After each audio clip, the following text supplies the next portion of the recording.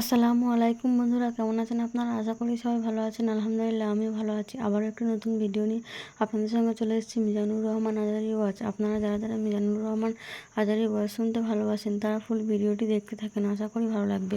24 আওয়ার্সের মধ্যে ধর্ষককে ডেকে এনে বাইতুল মোকাররমের স্কয়ারের সামনে লক্ষ মানুষের চোখের সামনে ফাঁসির রশিতে ঝুলিয়ে দেয়া হতো। এই কোরআনে ধর্ষকদের বিচার আছে না নাই? যদি বিবাহিত ধর্ষক হয় ডেথ পেনাল্টি। সৌদিতে করে হেড অফ, মাথাটাকে নুইয়ে তলোয়ার দিয়ে এক কোপ মেরে গর্দানটা আলাদা করে দেয়, ঠিক কিনা? এই কোরআনের আইন দিয়ে আমার দেশ চলুক, আমরা চাই কি চাই না? এই কোরআনে ধর্ষকদের বিচার আছে না নাই? অবিবাহিত ধর্ষক হলে 80 ব্যাট, 100 ব্যাট। আর যদি বিবাহিত ধর্ষক হয় ডেথ পেনাল্টি। সৌদিতে করে হেড অফ, মাথাটাকে নুইয়ে তলোয়ার দিয়ে এক কোপ মেরে গর্দানটা আলাদা করে দেয়, ঠিক কিনা? অনেক দেশে ডেথ পেনাল্টি করে হ্যাঙ্গিং এর মাধ্যমে, ফাঁসির মাধ্যমে। ধর্ষণের বিচার বাংলাদেশে সহজে পাওয়া যায় না, কিন্তু কোরআন দিয়ে বিচার করলে ওই বিচার আছে না নাই? কোরআনের বিচার থাকলে আলটিমেটাম হতো 24 ঘন্টা, 24 আওয়ার্স। 24 আওয়ার্সের মধ্যে ওই ধর্ষককে ডেকে এনে বাইতুল মোকাররমের স্কয়ারের সামনে লক্ষ মানুষের চোখের সামনে ফাঁসির রশিতে ঝুলিয়ে দেয়া হতো। বড় বড় চোরগুলোর হাত কেটে দেয়া হতো। কলা চোর, ডিম চোর, মুরগি চোর না, বড় বড় সাইজের চুরি যারা করে 1000 কোটি টাকা মেরে দেয়, দেশের 12টা বাজিয়ে দেয়, দেশের 10-এর সর্বনাশ করে, সিমেন্ট খাইয়া, টিন খাইয়া, রড খাইয়া সব হজম করে। ব্রিজ ভেঙে গেলে ব্রিজের ভেতরে পাওয়া যায় বাঁশ, তার মানে রড গেছে কই? হ্যাঁ, পেটে। এগুলোর এক একটার পেটে 10টা করে পাকস তুলে দিছে আল্লাহ। 10টা স্টোমাক না থাকলে রড হজম হয়? কথা কয় না। এগুলোর বিচার হওয়ার দরকার আছে না নাই? কোরআনের রাজ যদি কায়েম হয়, এই সবগুলো বড় বড় চোরের বিচার হবে। লাইভ ব্রডকাস্টিং হবে টিভিতে, আমরা সবাই দেখবো কেমন করে তাদের হাত কাটা হয়। ওই সমাজ আমাদের দেশে চালু হোক, আমরা চাই কি চাই না? তাহলে সোজা সাপটা হিসাব, এই 4টা জিনিসের বিরুদ্ধে কেউ অবস্থান নিলে তাদের বিরুদ্ধে আমাদের অবস্থান, জোরে কোন ঠিক কিনা? আর এই 4টা জিনিসের পক্ষে যারা কথা বলবে তাদের জন্য আমাদের অন্তরে দোয়া আছে না নাই? এক হচ্ছে আমার রব, 2 হলো আমার ইসলাম, 3 হলো আমার পেয়ারা নবী, 4 হলো আমাদের আল্লাহর দেয়া সংবিধান কোরআন। এই 4টা জিনিসের বিরুদ্ধে কথা বললে খবর আছে না নাই? এই 4টা জিনিসের বিরুদ্ধে কথা বলা হবে। মুসলমানদের দেশে এই 4টা জিনিসকে কটূক্তি করা হবে, অপমান করা হবে, আর এর বিরুদ্ধে প্রতিবাদ আসবে না। মুমিন চুপ করে বসে থাকবে, সেটা মুমিন নয়, সেটা মুনাফিক। চিল্লায় বলেন ঠিক কিনা? এজন্য এই 4টা জিনিসের বিরুদ্ধে কথা বললে প্রতিবাদের ঝড় তোলার দরকার আছে না নাই? রাজি আছো মুসলমান? দুহাত উঁচু করে আল্লাহর দেখা। আল্লাহ আমাদের স্লোগানকে কবুল করো। এই 4টা জিনিসের জন্য ভালোবাসা আমাদের অন্তরে তুমি স্থান করে দাও। এগুলোকে পুঁজি করে যেন আমরা জান্নাতের অধিকারী হতে পারি, তুমি তৌফিক দাও। আর জোরে পড়েন আমিন। আজকে আমরা যে বইটা থেকে কথা শুনবো, বইটার নাম কি বলেন? আরো জোরে বলেন, কি নাম? আমাদের আখিরাতটাকে সুন্দর করার নিয়তে কোরআন থেকে কিছু কথা শুনবো ইনশাআল্লাহ। পড়েন আরো জোরে পড়েন ইনশাআল্লাহ। আমাদের সবকিছু হয়ে যাচ্ছে শো অফ, মাহফিল হয়ে যাচ্ছে শো অফ, আলোচনাগুলো হয়ে যাচ্ছে শো অফ, লোক দেখানো ভাব। অন্তরে ইখলাস নাই, আল্লাহর প্রতি দরদ নাই, স্রষ্টার প্রতি অগাধ বিশ্বাস আর ভালোবাসা নাই। আমাদের ডে টু ডে লাইফের চিত্র যদি আমরা খেয়াল করি তাহলে দেখবো our spirituality is going down, our লিল্লাহিয়াত ইখলাস ইজ গোয়িং ডাউন। আমাদের ইখলাস যাচ্ছে নিচের দিকে, মানে কমছে, ডিক্রিজিং ডে আফটার ডে। কিন্তু our greed, our jealousy, our arrogance, আমাদের অহংকার, আমাদের ক্ষমতার প্রতি লোভ, আমাদের হিংসা, এগুলো দিন দিন উপরের দিকে যাচ্ছে। চিল্লা এখন ঠিক কিনা? এই তাফসির মাহফিলগুলোর মূল উদ্দেশ্য হচ্ছে আমাদেরকে রাইট ট্র্যাকে নিয়ে আসা। We should come back to the right track. Train যদি লাইনচ্যুত হয়, অ্যাক্সিডেন্টের সম্ভাবনা আছে না নাই?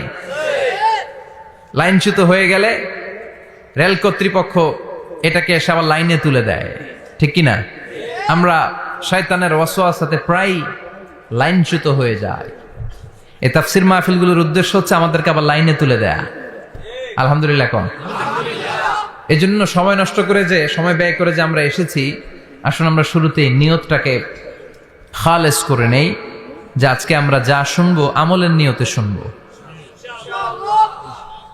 সরাসরি আমরা কোরআন থেকে শুনবার চেষ্টা করব। আপনার জীবনের সব সমস্যার সমাধান কোরআনের ভেতরে আছে না নাই? সেই কোরআন থেকে আমরা কথা শুনবো। আমি আমার খুতবার শুরুতে সূরাতু আল কারিয়ার প্রথম 3টি আয়াত তেলাওয়াত করেছি।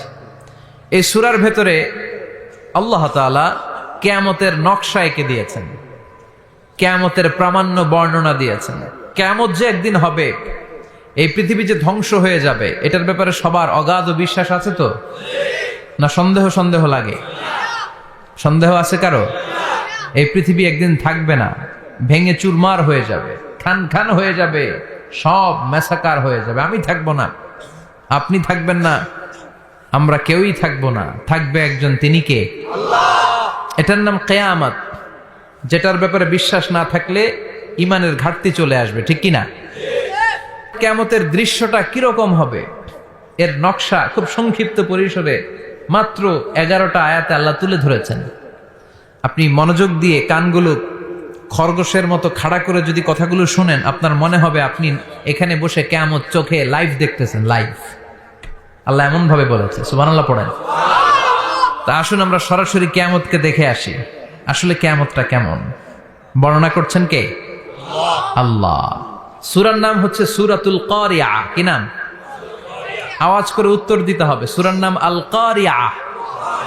চিৎকার মেরে বলেন, সূরার নাম কি? আল কারিয়া। এটা মাক্কি সূরা। কি সূরা? বিশ্বনবীর জীবনের 2টা পর্ব, একটা মাক্কি পর্ব আর একটা মাদানী পর্ব। এটা মাদানী পর্বে নাজিল হয়নি, এটা নাজিল হয়েছে মাক্কি পর্বে। এই সূরার আয়াত সংখ্যা 11। এটা কোরআনের 101 নম্বর সূরা। এটা আল কোরআন আল কারীমের 30তম পারায় অবস্থিত একটা সূরা। আমাদের অনেকেরই মাশাআল্লাহ মুখস্থ আছে না? ইমাম সাহেব নামাজে প্রায় পড়ে, অনেকেরই মুখস্থ। শুনতে শুনতে কবে যে মুখস্থ হয়েছে আমাদের নিজেরাও জানি না। সুবহানাল্লাহ পড়েন। কোরআনের ভেতরে খালি বরকত, এটার সাথে লাগলেই বরকত, মসজিদে গেলেই বরকত। মনের অজান্তে আমরা এই সূরাকে মুখস্থ করে ফেলেছি।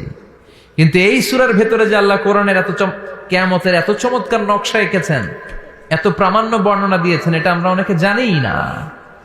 আসুন আমরা এই সূরার আলোকে দেখার চেষ্টা করি যে কিয়ামতটা কিরকম হবে। আল্লাহ একটা শব্দকে এই সূরার শুরুতে 3 বার উল্লেখ করে আমাদের দৃষ্টি আকর্ষণ করেছেন। আল্লাহ tried to draw our attention by mentioning 3 times a word, and that is al-Qari'ah. al-Qari'ah শব্দটাকে তিনি 3 বার উল্লেখ করে আমাদের দৃষ্টি আকর্ষণ করেছেন। একটা শব্দ 3 বার বললে মানুষের দৃষ্টি আকর্ষিত হয় না? যেহেতু এটা আরব দেশে নাজিল হয়েছে, আবার মক্কায়, মক্কার লোকেরা আরবি বুঝে, তাদেরকে প্রথম বলা হলো আল কারিয়া। তারা ফিরে তাকালো, কি আল কারিয়া? আবার বলা হলো মাল কারিয়া। কি মাল কারিয়া? আবার বলা হলো ওয়ামা আদরাকা মাল কারিয়া। আবার তারা ফিরে তাকালো। দৃষ্টি আকর্ষণের জন্য আল্লাহ তাআলা 3 বার এই শব্দটা বলেছেন। এজন্য এই শব্দের একটা সিগনিফিকেন্স, একটা গুরুত্ব, অর্থবহ একটা মানদণ্ড আছে না নাই? আল কারিয়া শব্দের অর্থ হচ্ছে বিকট আওয়াজ। আল কারিয়া মানে কি? কথা বলেন, আরো জোরে বলেন। বিকট আওয়াজ। এই বিকট আওয়াজটা তৈরি করার জন্য আল্লাহ তাআলা একজন ফেরেশতা তৈরি করেছেন, যার নাম হচ্ছে ইসরাফিল। নাম কি? ইসরাফিল। আমাদের মধ্যে অনেকের নাম কিন্তু আমরা ইসরাফিল রাখি, তাই না? ইসরাফিল আছে না নাই? আজরাইল কিন্তু রাখে না কেউ, ডরে। কেন রাখে না? ভয় পায়। কিন্তু ইসরাফিল আছে, আমার পরিচিত অনেকে আছে ইসরাফিল। তো এই ফেরেশতার পা হচ্ছে জমিনের নিচে, মাথা হচ্ছে আকাশের উপরে। এই ফেরেশতার কাজ হচ্ছে ওই বিকট শব্দ তৈরি করা। উনি একটা সাইরেনের মধ্যে ফু দিবেন, হুইসেল দিবেন, ট্রাম্পেট। ওই ট্রাম্পিটে, ওই সাইরেনে, ওই হুইসেলে ফু দিলেই শুরু হয়ে যাবে আল কারিয়া। মাল ওমা আদরাকা মাল। এই ফেরেশতার দায়িত্বই হচ্ছে ওই বাঁশির মধ্যে ফু দেয়া, হুইসেল। সাইরেন, ট্রাম্পিট, আরবিতে এটাকে বলা হয় আসুর। ইদা নুফিখা ফিস সূরি নাফখা ওয়াহিদা, যখন তিনি ওই সিংহে একটা ফু দিবেন সব লন্ডভন্ড হয়ে যাবে, কিচ্ছু খুঁজে পাওয়া যাবে না। আল্লাহ ওনাকে তৈরি করেছেন শুধু এই হুইসেলের মধ্যে, বাঁশির মধ্যে 3টা ফু দেওয়ার জন্য। কয়টা? উনি সৃষ্টির শুরু থেকেই এই বাঁশিটাকে 2 ঠোঁটের মাঝখানে রেখে আল্লাহর আরশের দিকে তাকিয়ে আছে, and just waiting for the green signal. আল্লাহর পক্ষ থেকে সবুজ সংকেতের অপেক্ষায়। যখনই আল্লাহর অর্ডার করবেন তখনই শুরু হয়ে যাবে আল কারিয়া মাল ওমা আদরাকা মাল। ভিডিওটি ভালো লাগলে একটি লাইক, কমেন্ট ও শেয়ার করে পাশে থাকবেন বন্ধুরা। যারা যারা শেষ পর্যন্ত ভিডিওটি দেখেছেন তাদের জন্য অনেক অনেক ভালোবাসা থাকলো বন্ধুরা। আরও নতুন নতুন ভিডিও পেয়ে চ্যানেলটিকে সাবস্ক্রাইব করে পাশে থাকবেন বন্ধুরা। ভালো থাকবেন, ধন্যবাদ।